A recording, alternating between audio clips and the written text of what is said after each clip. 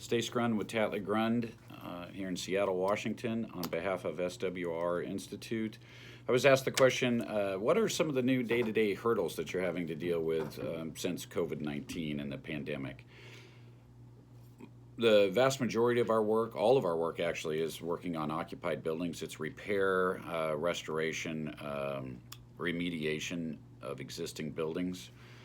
The majority of those, although there are some office buildings, institutional buildings, hospitals, schools, the vast majority are multifamily residential, condominiums, and apartment buildings.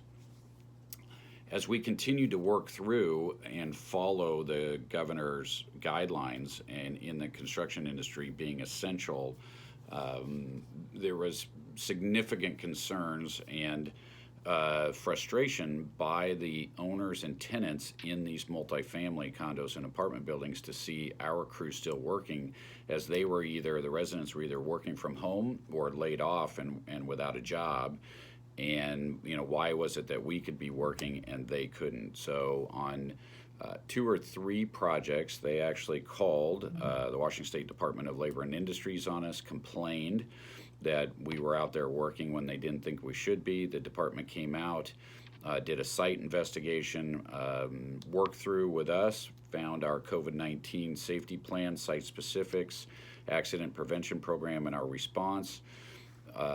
Did a thorough investigation, and on all 3 situations identified that we were working within the rules and regulations, and gave us the authorization to continue to work.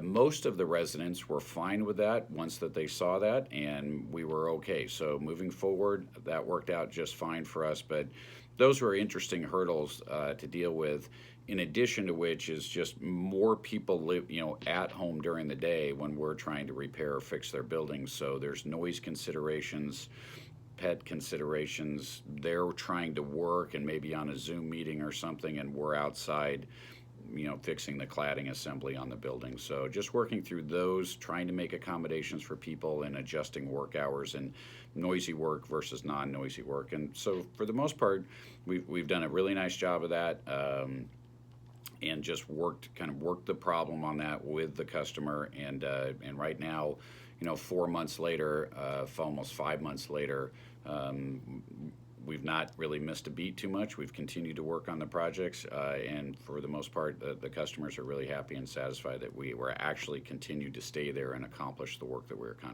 contracted for.